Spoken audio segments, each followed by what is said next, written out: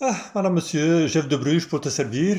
Voilà, je viens ici parce que j'ai été contacté par un ami qui lui-même a eu vent du fait qu'un Américain était en train de rechercher des experts reconnus, ou en tout cas des experts qui ne soient pas trop méconnus, mais en tout cas reconnus dans leur spécialité. Et comme tu sais, moi je suis un multi-expert. Pas toujours reconnu non plus, mais ça je m'en fiche, mais multi-expert. Expert pourquoi? Eh bien, pour faire une vidéo d'explication sur ce fameux port du masque dont on nous bassine les oreilles maintenant, les pour, les contre et tout ça. Non, une mise au point neutre, impartiale, qui va démontrer les bienfaits de cette mesure, qui devient de plus en plus obligatoire partout. Et c'est très bien comme ça. Donc, cet Américain, il s'appelle, attends, William Fakes. William Fakes. Oh, ah oui. Ou il est plus connu sous le nom de Bill Fakes, apparemment. Donc, je profite du fait de me voir parti en lumière, parti en ombre, pour te dire que c'est voulu.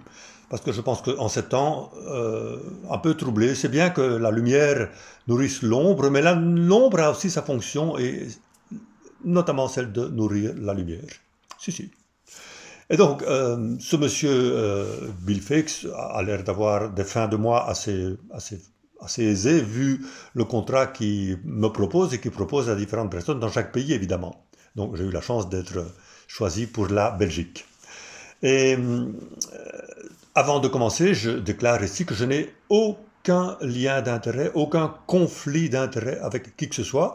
Mais Bill Fix, c'est juste mon employeur. Il va m'envoyer oui, un contrat. Moi, j'envoie ma facture. Il me paye. Enfin, j'espère qu'il me paye.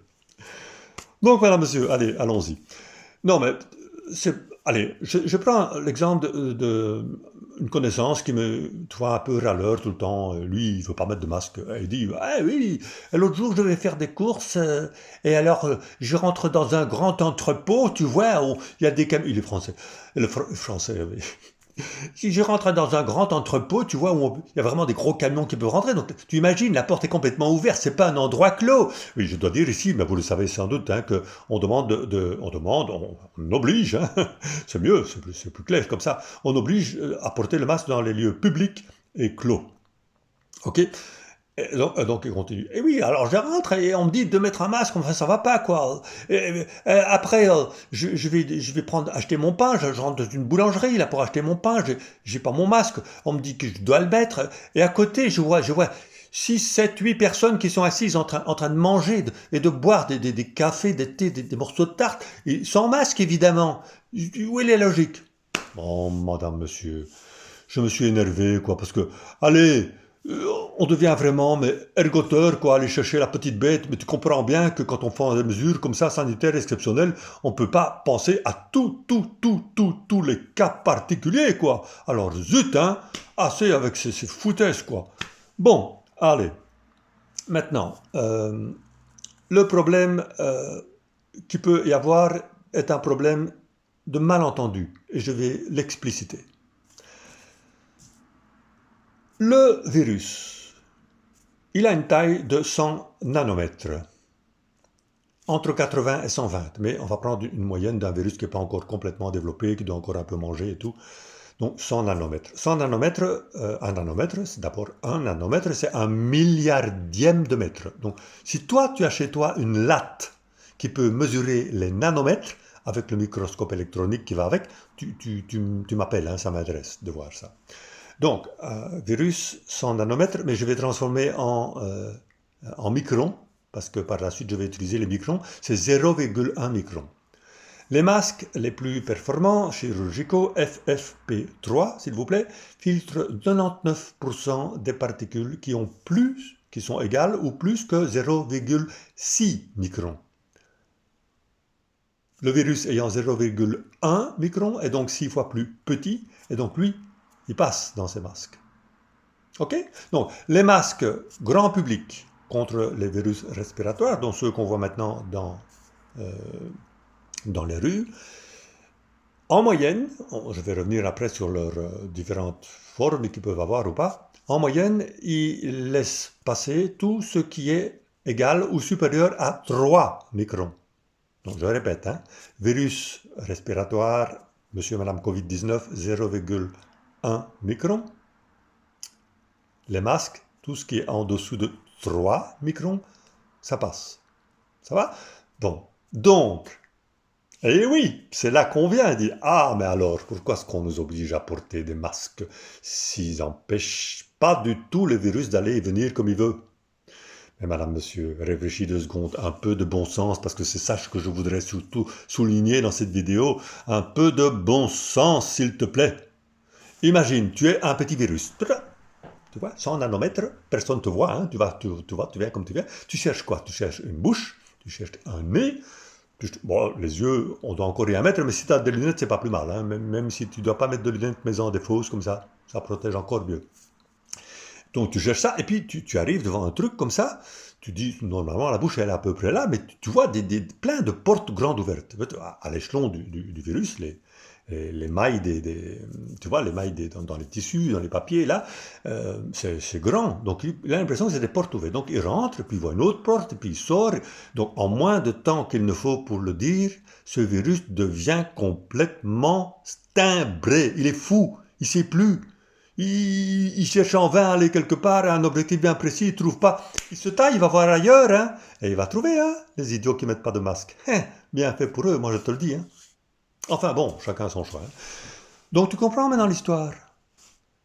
C'est dérouter le virus. C'est ça la principale efficacité de ces masques. Parce que je te rappelle, les masques, ils peuvent être comment on appelle ça? Attends, allez, polypropylène là, en polyester, en tissu, coton, soie, tout ce que tu veux. Il y a même des masques en laine, hein, tricotés en laine, donc tu peux les fabriquer toi-même, tu peux les acheter aussi. Maintenant, on peut même les ramasser dans la rue parce qu'on commence à en trouver un peu partout, tu vois. Bon, enfin, donc est-ce que maintenant que cette histoire le pourquoi de l'efficacité du masque, on n'a pas à remettre en doute, c'est pas qu'ils empêchent de passer ou pas, non, c'est qu'ils mettent en déroute le virus. Et donc l'objectif est atteint, c'est QFD, c'est du bon sens. C'est même dans ce cas-ci scientifique, parce que les chiffres que je vous donne, c'est pas des fantaisies, hein, tu peux les vérifier. Bien, alors. Oui, l'autre grande chose, c'est que les personnes qui mettent pas de masque disent, ouais, toi tu mets des masques, ben tu vas voir, hein, tu vas tomber en syncope, tu vas plus respirer, tu vas respirer du gaz carbonique, je sais pas tout quoi, enfin, bah, allez, quoi.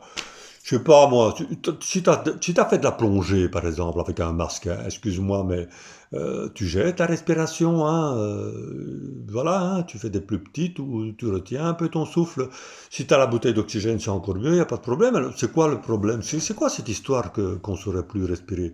Ouais, alors, on me dit qu'il y a des études, et c'est vrai, j'en ai vu une, mais bon, voilà. Il y a des études surtout, hein, donc une étude scientifique, hein, qui indique qu'un tiers des personnels soignants qui travaillent habituellement avec un masque déclarent des maux de tête. Oui, mais bon, allez, et pourquoi est-ce qu'il y aurait nécessairement un lien de cause à effet? Et en plus, excuse-moi, mais le personnel soignant, il est bien placé pour trouver facilement du Doliprane, du paracétamol, de l'aspirine, de l'ibuprofène. Alors, mais va te faire voir, hein. Change de métier si ça va pas, hein. Mais tu gardes ton masque et tu te soignes ton mal de tête et c'est bon, quoi. Bon, alors, ce qui est extraordinaire aussi dans cette histoire, c'est que comme le masque a été rendu obligatoire, évidemment, on ne peut pas mettre un flic derrière chaque habitant. Donc l'idée, c'est que chaque habitant devienne flic. Mais ça aussi, mesdames, monsieur, excuse-moi, mais c'est du bon sens. Depuis le début, je te répète, tout ce que je t'explique ici, c'est juste du bon sens. Ça n'a rien à voir avec des fantasmagories quelconques, des complots venus d'on ne sait où. Allez. Je vais quand même rappeler les règles d'or du masque avant d'arriver à la dernière partie. Donc, les règles d'or pour le port du masque respiratoire dans le milieu grand public, ça va? Donc, on n'a pas tellement l'habitude, hein, mais... Donc, d'abord, se laver les mains avant de toucher le masque. D'abord, se laver les mains. Où que tu sois. Hein. Ensuite, tu l'ajustes bien, donc puis en dessous de menton, tiens, ici j'en ai un en dessous, donc je le mets rapidement là. Hein. Voilà. Alors au-dessus, t'as vu, je lavais les mains avant, hein, tu m'as vu. Hein. Voilà, donc en dessous du menton, tu vois, jusqu'au-dessus du nez. Voilà, moi j'ai un système ici avec 2 élastiques derrière, donc c'est pas accroché aux oreilles. C'est bien pour moi parce que tu vois, comme je porte des appareils auditifs, quand tu accroches les élastiques et puis que tu enlèves ton masque, excuse-moi, voilà, tout à coup j'étais plus centré. Ben, ça va bien, ça va. Non, non, ça va bien, t'inquiète. Donc je disais, quand on enlève tes appareils auditifs, tombe par terre, c'est pas 50 € un appareil auditif, hein.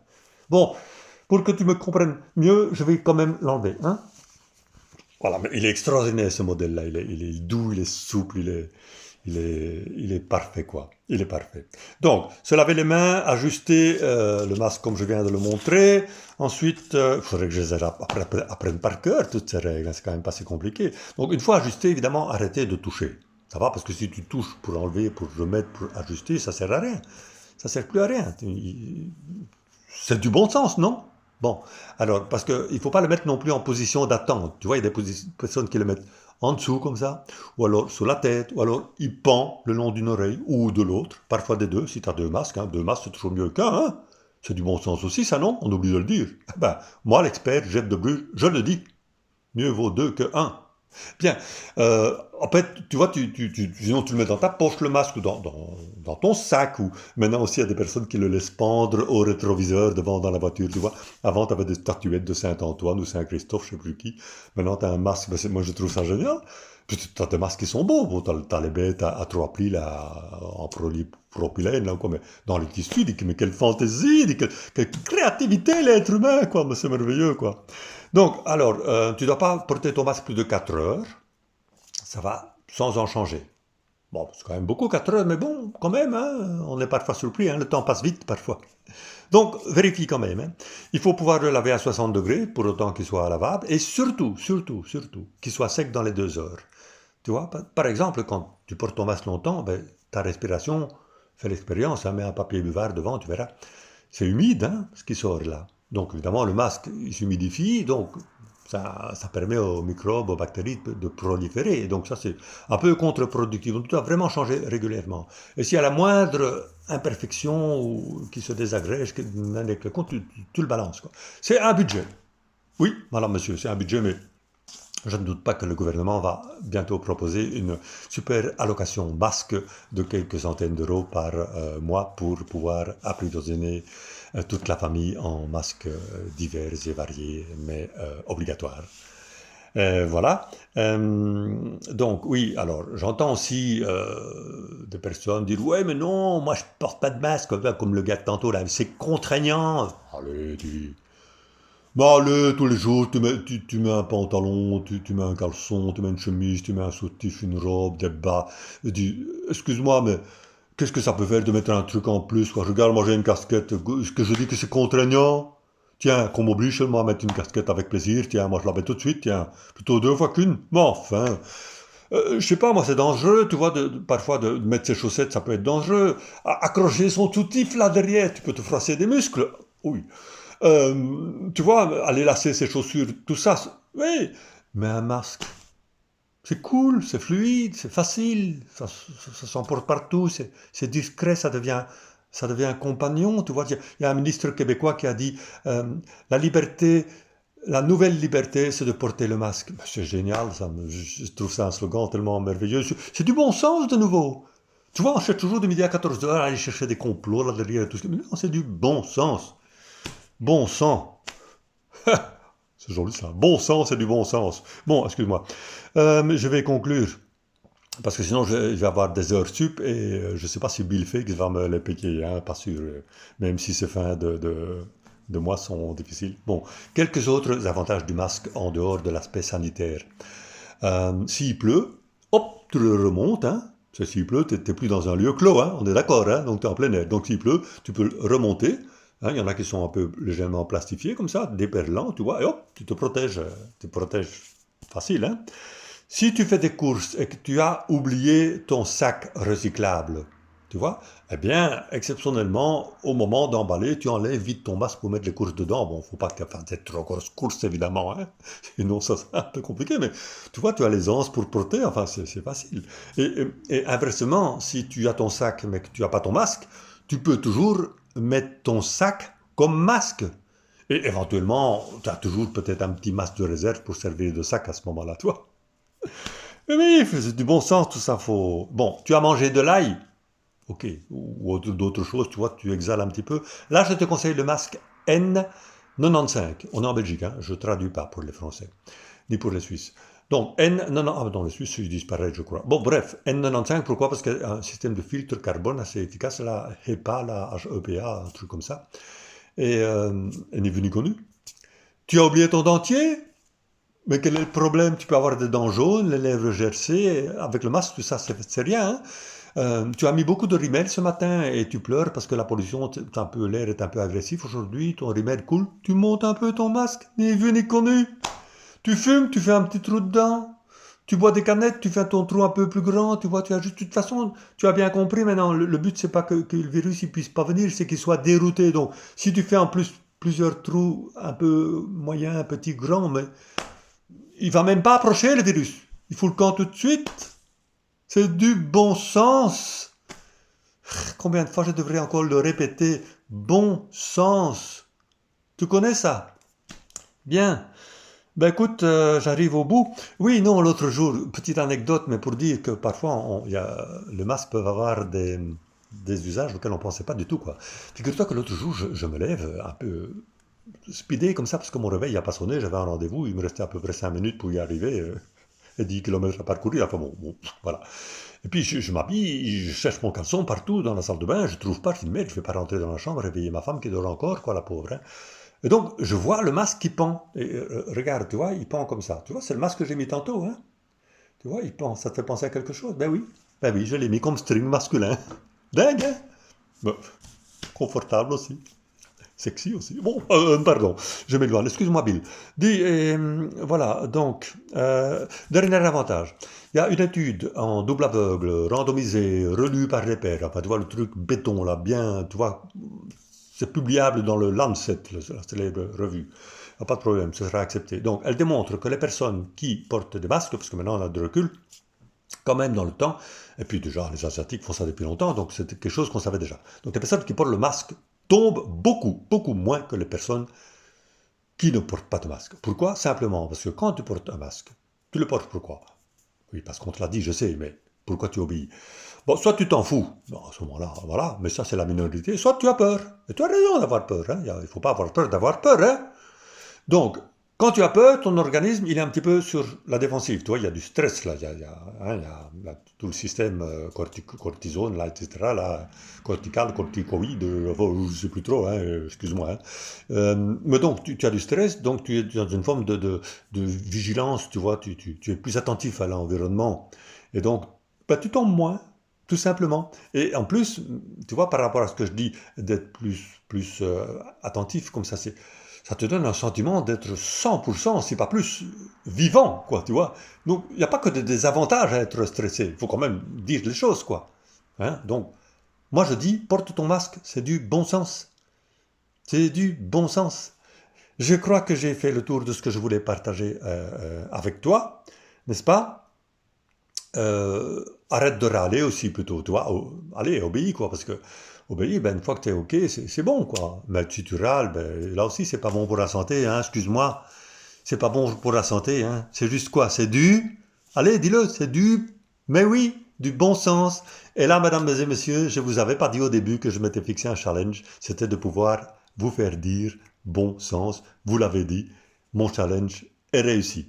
Tout le reste, mon Dieu, je le confie à l'univers. Je t'embrasse.